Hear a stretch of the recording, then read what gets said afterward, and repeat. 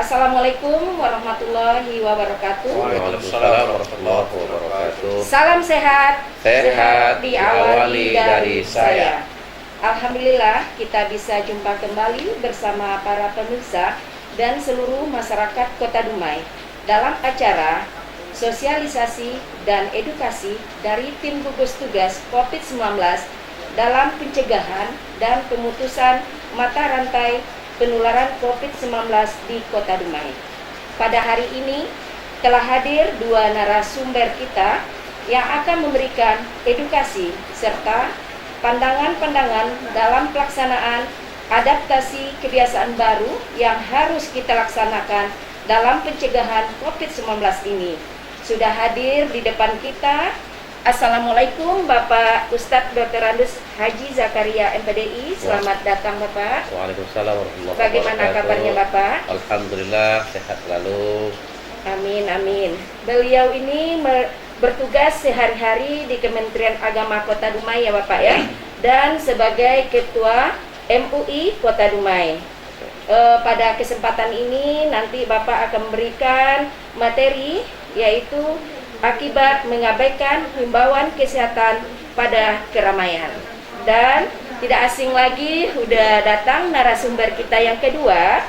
Assalamualaikum Bapak Ustadz Robi Aslam, Sarjana Hukum Islam. Apa kabar Bapak? Alhamdulillah sehat. Sehari-hari beliau ini adalah sebagai dosen dan bendahara di MUI juga ya Bapak.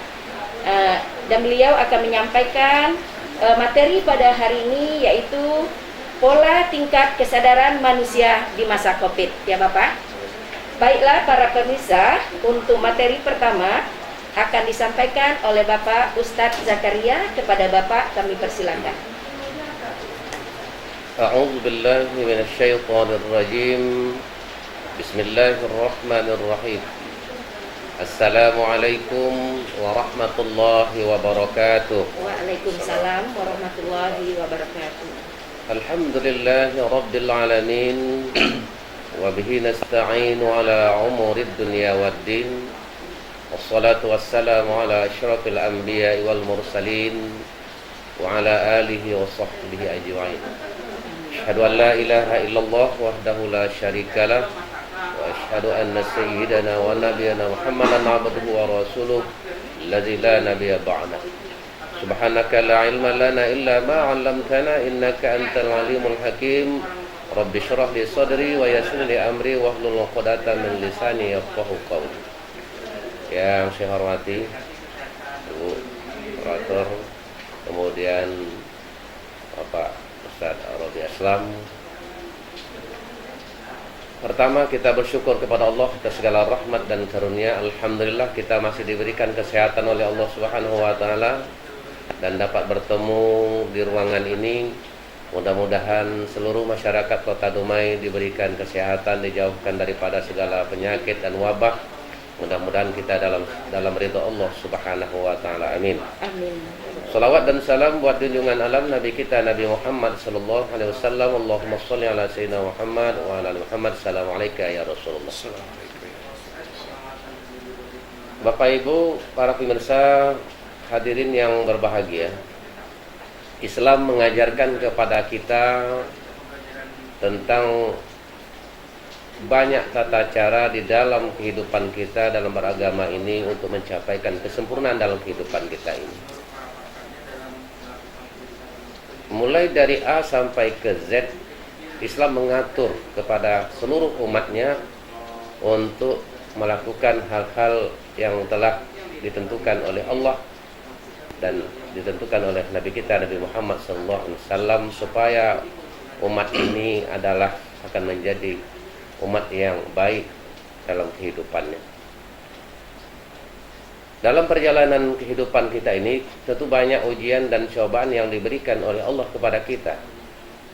Maka dari itu kita harus menyingkapi persoalan-persoalan dalam kehidupan kita ini, baik diantaranya kehidupan diantaranya dalam kita berusaha kesehariannya, dalam interaksi sekaliannya, dan juga adalah banyak hal yang akan diberikan ujian oleh Allah Subhanahu wa taala. Maka dari itu tema yang diberikan kepada saya pada hari ini adalah akibat mengabaikan himbauan kesehatan, maka akan banyaklah hal-hal yang akan terjadi dalam kehidupan kita. Memang ada doa yang selalu disampaikan oleh Nabi kita Nabi Muhammad SAW yang dipinta oleh para sahabat, seperti Allahumma sihhati fi badadina.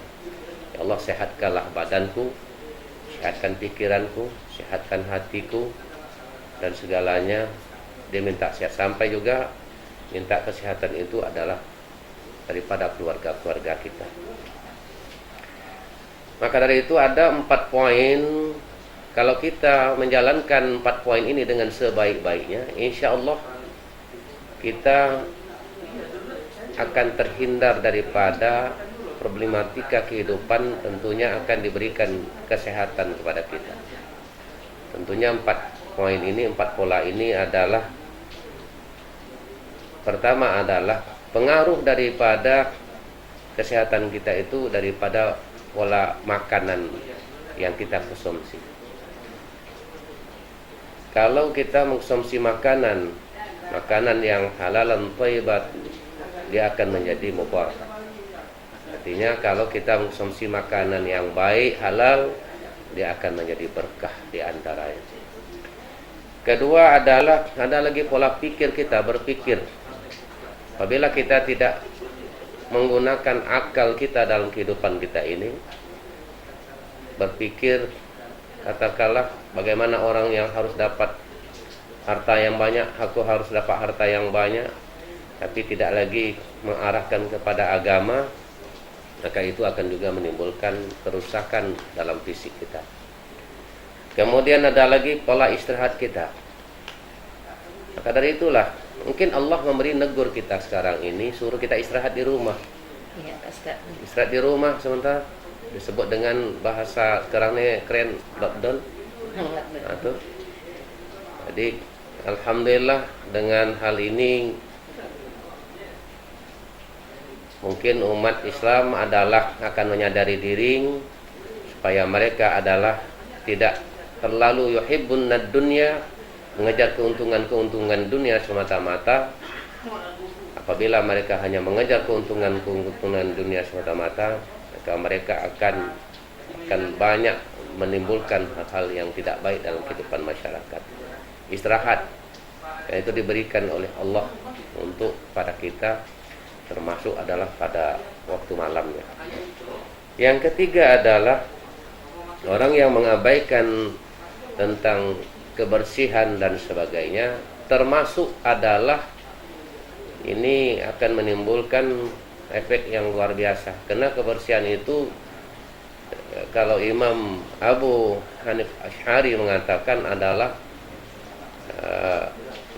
mengutip daripada an-nazafatu minal iman, kebersihan itu bahagian daripada iman. Jadi kalau orang yang beriman itu menjaga kebersihan dan sebagainya, termasuk sekarang ini adalah protokol kesehatan yang harus kita jaga dengan sebaik-baiknya. Kita sudah MUI sudah menghimbau masyarakat di masjid Ramadan dan sebagainya. Alhamdulillah adalah ini semua sudah kita lakukan dengan kawan-kawan dari MUI, sudah menjalankan.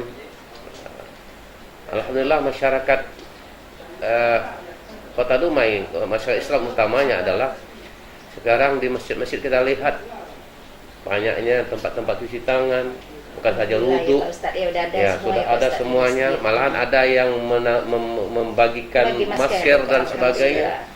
Begitu Islam mengatur segi kita berwudhu, sebelum kita berwudhu kita siwak atau cuci gigi, semuanya kita Ini semua diatur oleh agama. Dan ini adalah mendapatkan ibadah yang luar biasa.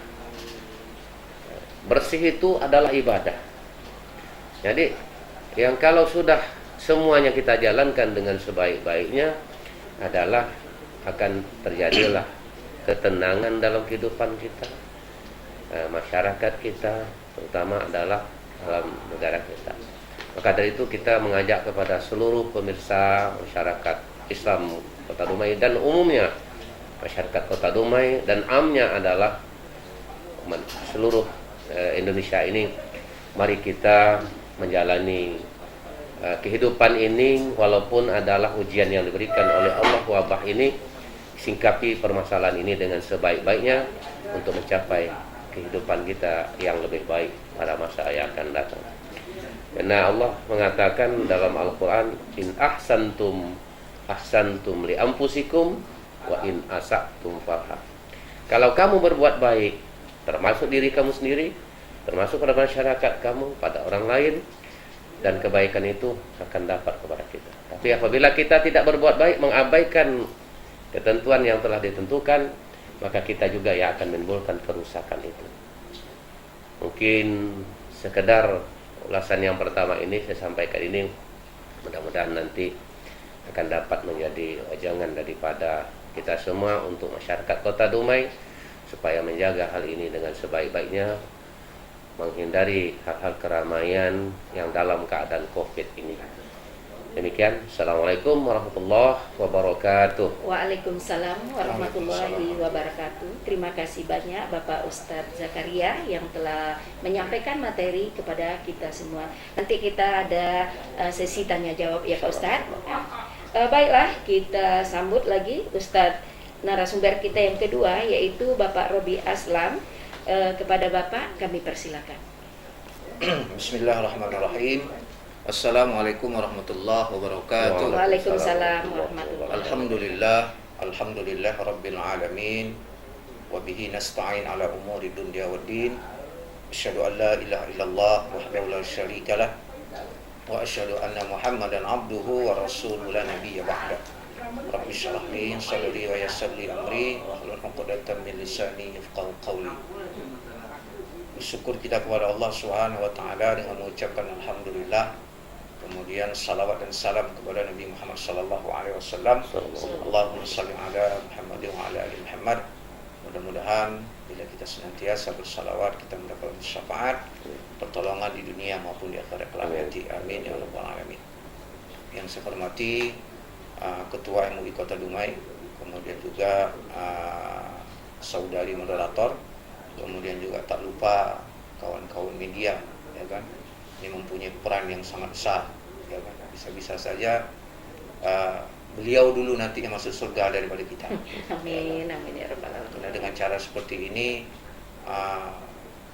hal-hal yang konteks kebaikan itu, ya kan, seperti sekarang ini dakwah kita ya, itu bisa tersampaikan kepada seluruh masyarakat Kota Dumai.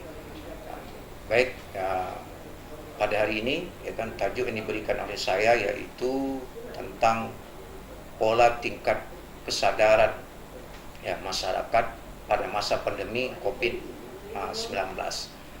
Baik, pemirsa yang dimuliakan oleh Allah Subhanahu wa taala, kalau kita berbicara tentang nikmat Allah, banyak nikmat yang Allah Subhanahu wa taala berikan kepada kita.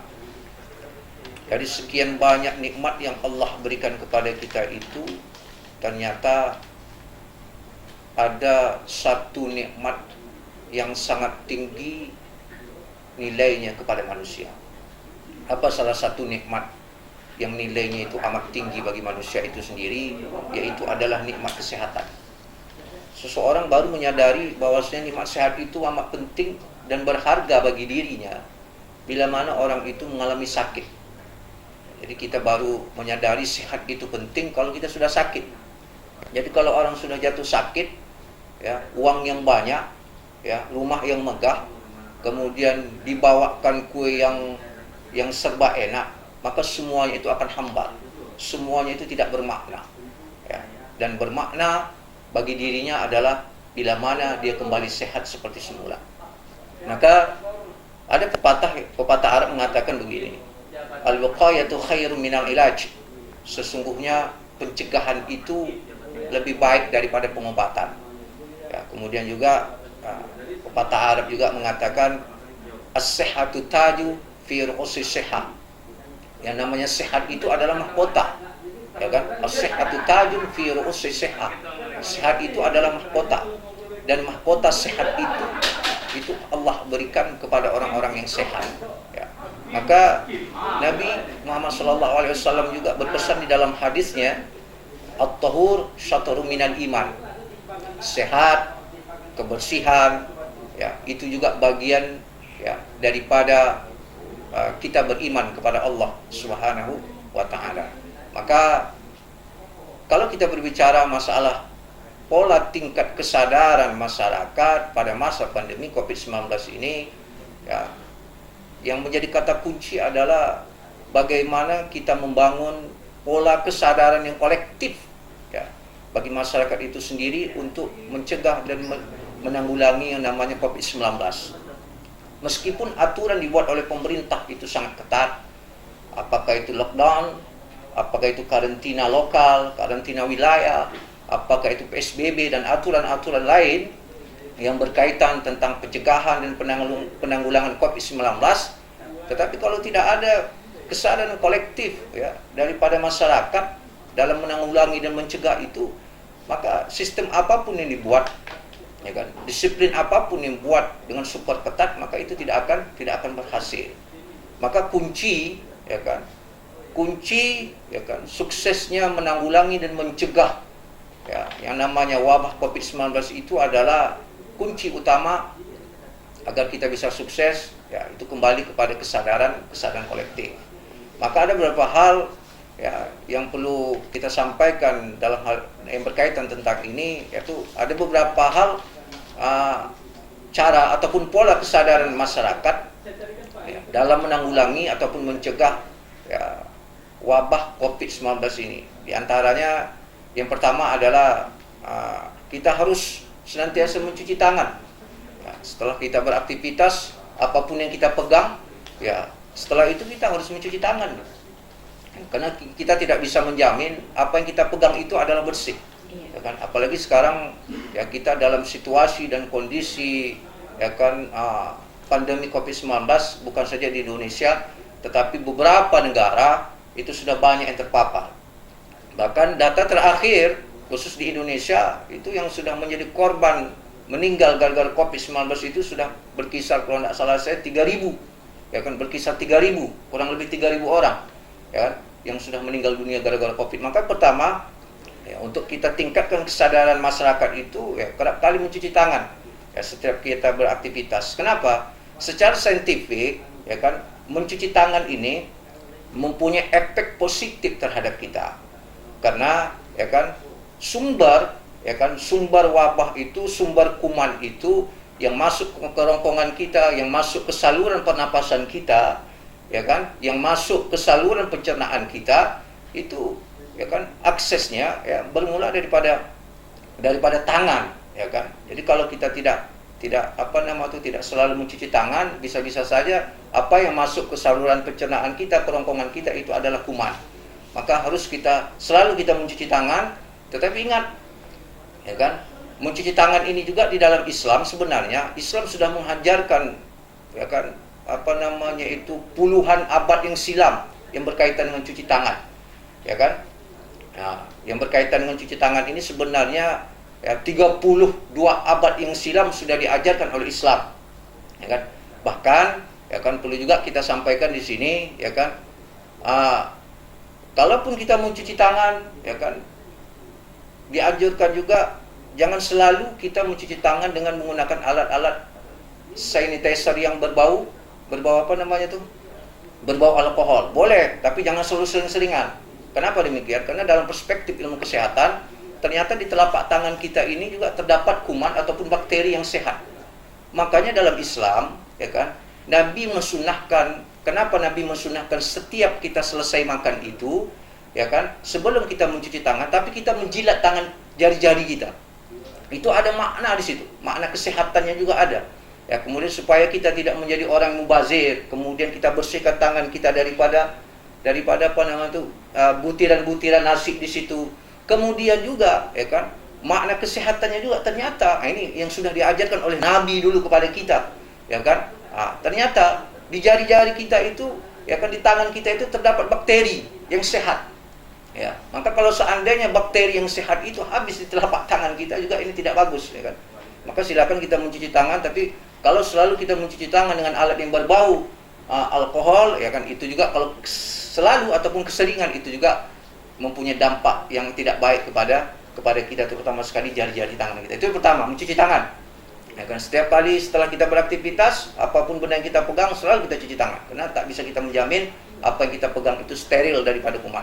Yang kedua adalah ya kan kemanapun kita pergi, ya kan keluar rumah kita, ketika kita beraktivitas luar rumah, ya selalulah kita memakai masker, ya kan?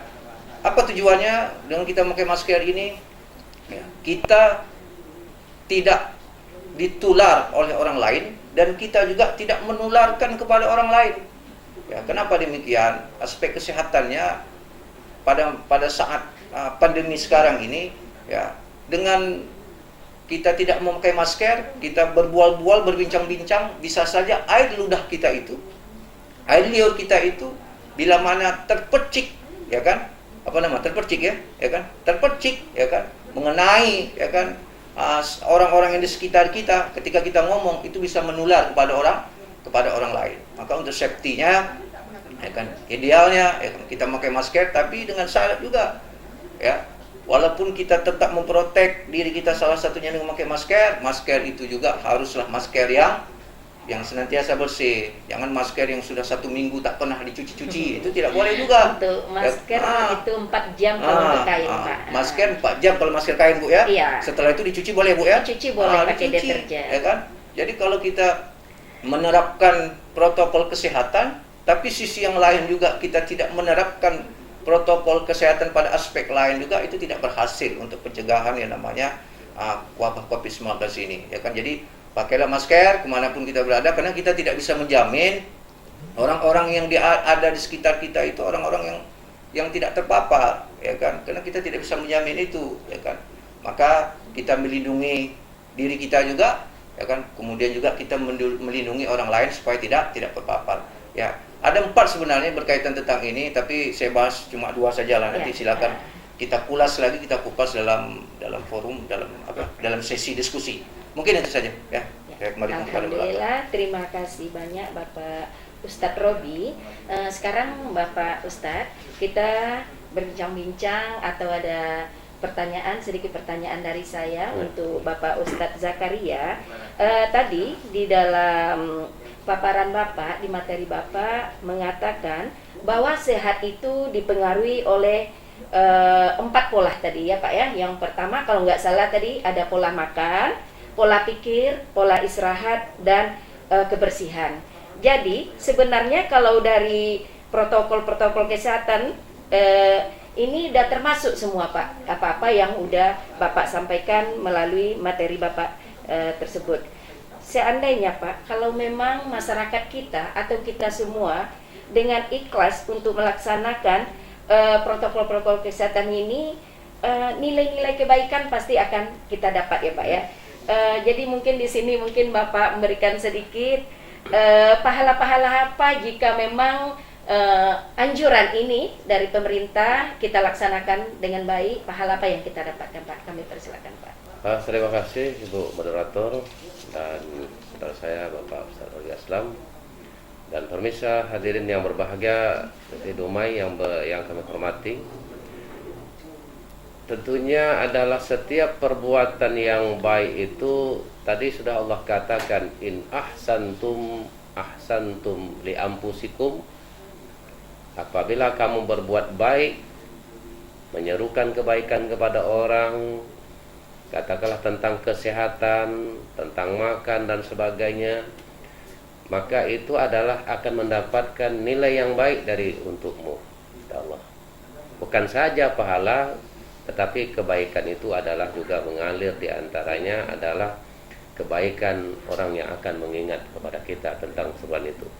Jadi nilai-nilai dalam Islam itu bukan ini saja yang dikatakan akan mendapatkan nilai daripada pahala, sampai-sampai saja dikatakan tabassumuka wa aki sedekah, senyum aja Itu mengandung dapat nilai. pahala ya, Pak Ya. Ustaz ya. Membuangkan duri dari jalan keluar supaya jangan Honda orang Iya. bocor, mobil orang, itu pahala dan Padahal cuma sebagainya. sedikit ya Pak Iya. Ustaz ya. Atau membuang sampah pada tempatnya dan tidak dilonggokkan di jalan, diserak-serakkan jalan, itu pahala. Makanya sering saya menyampaikan kepada kawan-kawan, termasuk adalah di sekolah, pengajian-pengajian kepada ibu-ibu, kalau kita memakai kendaraan mobil umpama, ketika kita membawa makanan di dalam mobil kita, ketika kita makan, janganlah sekali-kali kita membuang sampah keluar, tapi kumpulkanlah Kumpulkan di dalam. di suatu tempat Itu ya Pak ya. ibadah. Nah, ibadah. Sampai juga Nabi mengatakan ketika nak tidur, kalau kita disapu, dikipas disapu tidur dulu, ya Pak ya. supaya kamu mendapatkan ibadah Ya. dalam tidurmu. Masya Allah. Jadi dalam kehidupan kita, mengosok gigi, mandi, katakanlah hal-hal yang seperti yang disampaikan oleh Pak Ustadz kita juga Iya. tadi, itu semuanya mengandung ibadah. Jadi tak sedikit ibadah yang diberikan oleh Allah Subhanahu wa taala. Kalau berdasarkan ayat ini tadi, surah Bani Israil tadi, bahwasanya adalah apa yang kita perbuat untuk kebaikan itu, dia semuanya akan mengandung ibadah. Tapi apabila kita berbuat yang kepada keburukan, dia akan mendapatkan juga nilai ganjaran yang buruk kepada kita. Jadi kita berharap kepada seluruh masyarakat Kota Dumai, masyarakat Riau, masyarakat Indonesia, marilah kita berupaya adalah diantaranya menjaga sisi kesehatan kita ini. Artinya adalah yang disampaikan Pak Ustadz Robi Aslam tadi, bukan saja himbauan dari pemerintah seperti ini, tapi mulai daripada ifda binafsi, dari diri sendiri.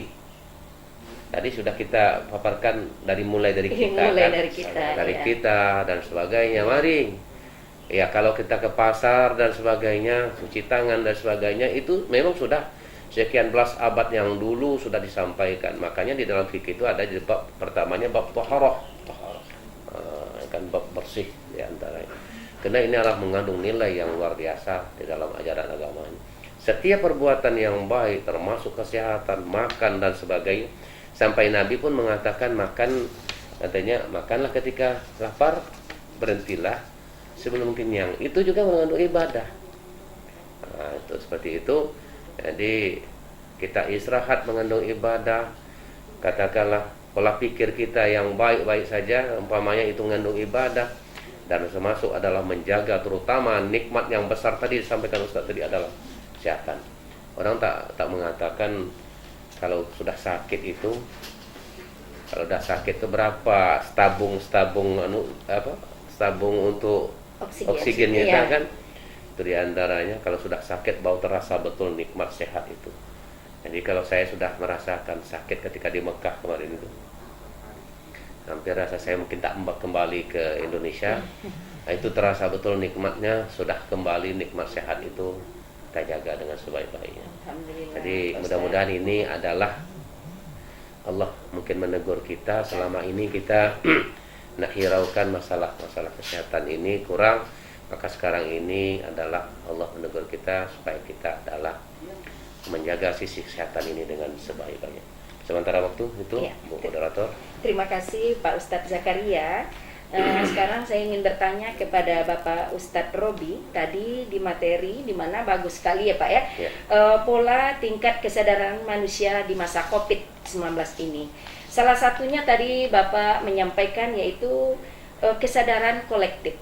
Ya Pak ya, ini sangat bagus sekali karena kesadaran ini kayaknya Ya. nggak bisa sendiri karena Ya. kita membutuhkan orang lain Ya. semua untuk mencegah, artinya bersama-sama ya Pak ya. Jadi di sini Pak, kesadaran seperti apa yang harus kita laksanakan supaya protokol kesehatan ini bisa menjadi adaptasi kebiasaan baru.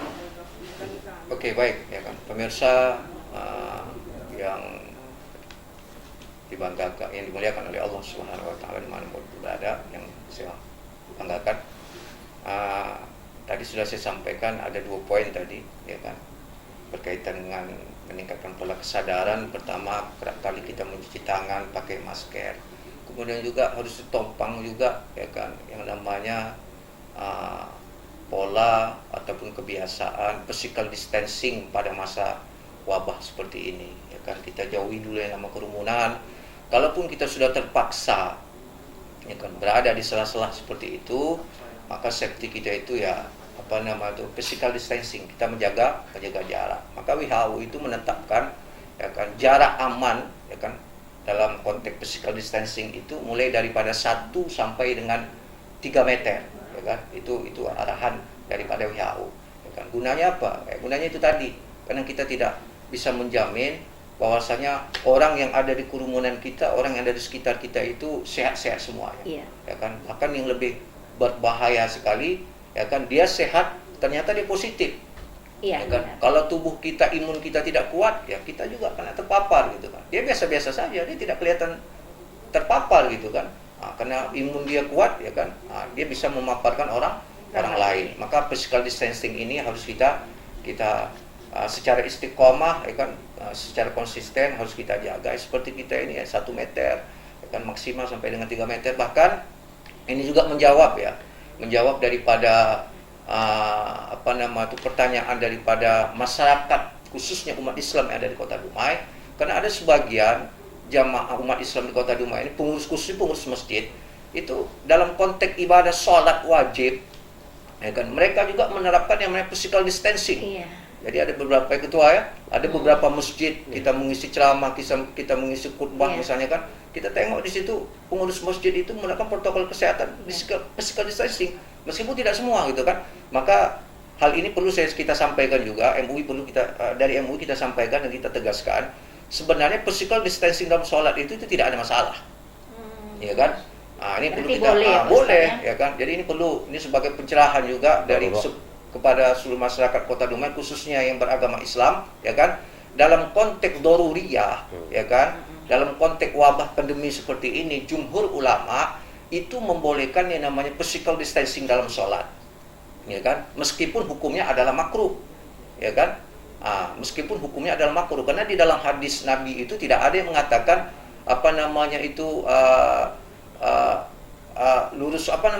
meluruskan, tidak ada yang namanya itu harus rapat, tidak kan gitu kan. Tapi luruskan saf, tidak ada yang mengatakan rapatkan saf. Di dalam hadis Nabi itu tidak ada saw. Maka kata Nabi kan saw sufufakum, ya kan, rapatkan saf, ya kan, luruskan saf, tapi bukan merapatkan yang namanya saf. Maka menurut jumhur ulama, dalam situasi kondisi darurat seperti ini, pada masa pandemi ini, maka dibolehkan yang namanya physical distancing.